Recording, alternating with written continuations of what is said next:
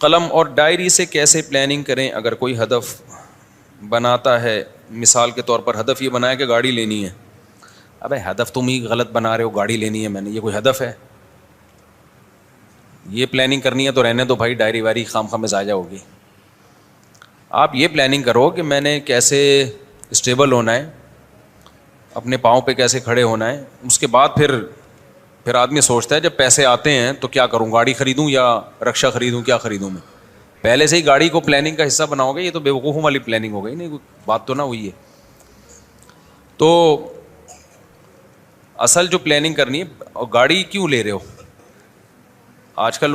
اگر پیسہ ہے تو ٹیکسی سستی پڑتی ہے, پیسہ نہیں ہے تو گاڑی کہاں سے لے رہے ہو پھر؟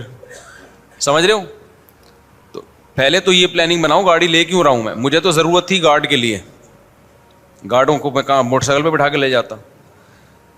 یا ویسے بھی آدمی کو اچھا ہوتا ہے ذرا کپڑے میلے ویلے نہیں ہوتے, بائکوں میں گرنے مرنے کا خطرہ بہت ہوتا ہے. تو آپ جو پلاننگ بناؤ گے گاڑی خریدنے کی نہیں بناؤ. آپ پلاننگ بناؤ کہ میں اگر غریب ہوں تو میں معاشی لحاظ سے بھی اپنے آپ کو میں نے اسٹیبل کرنا ہے. اور وہ تو پلاننگ کا لازمی حصہ ہے نا. ہر آدمی کو چاہیے نا کہ وہ کوشش کرے کہ بھائی میرے مالی حالات زیادہ اچھے ہو جائیں. اس کو مسلط نہیں کر لینا سر کے اوپر, لیکن پلاننگ تو کرنی چاہیے. معاشی حالات آپ کے اچھے حالات ہوں گے تو ملک کے اچھے ہوں گے, ملک کے ہوں گے اسلام کے حالات, مسلمانوں کے حالات اچھے ہوں گے. تو یہ تو پلاننگ کا حصہ ہے. جب معاشی حالات اچھے ہو جائیں گے تو پھر گاڑی واڑی تو آ ہی جاتی ہے خود بخود ہی. ابھی پلاننگ کر کے نہ جو پیسہ کمانے میں ٹائم لگانا تھا وہ گاڑی کی پلاننگ میں لگا دو گے ٹائم. تو یہ پلاننگ کا طریقہ ہی ٹھیک نہیں ہے. اچھا, یہ جو میں نے ابھی بیان میں بتایا ہے نا کہ پلاننگ کریں, تو یہ خوب سمجھ لیں پلاننگ کے بعد 100% رزلٹ نہیں آئے گا. جیسے میرے بہت سارے کام تھے تو پچھلی دفعہ میں نے پچھلے ہفتے کیا کیا, ڈائری لے کے نا وہ سب کو لکھ کے میں نے کہا یار اس ہفتے میں نے یہ کاموں کو نمٹانا ہے. تو اس ہفتے جو میں نے کام نمٹانے تھے ان میں 90% ہو گئے, 10% رہ گئے. تو یہ ٹینشن لینے کا نہیں ہے. آدمی کہا بھائی ہوا ہی نہیں, کیا فائدہ, جو میں نے ایم تھا میرا وہ تو گول تک تو میں پہنچا ہی نہیں. تو بھائی 90% بھی اسی وجہ سے ہو گیا کہ ایک پلاننگ کر لی تھی, ورنہ 1% بھی نہیں ہوتا.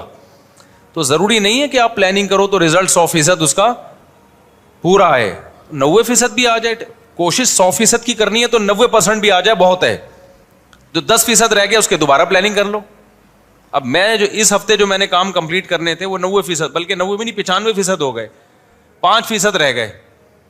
اس میں ہو سکتا ہے میری سستی کا دخل ہو, سستی کی وجہ سے رہ گئے ہوں, وہ کوئی ٹائم میں نے کہیں ویسٹ کر دیا ہو.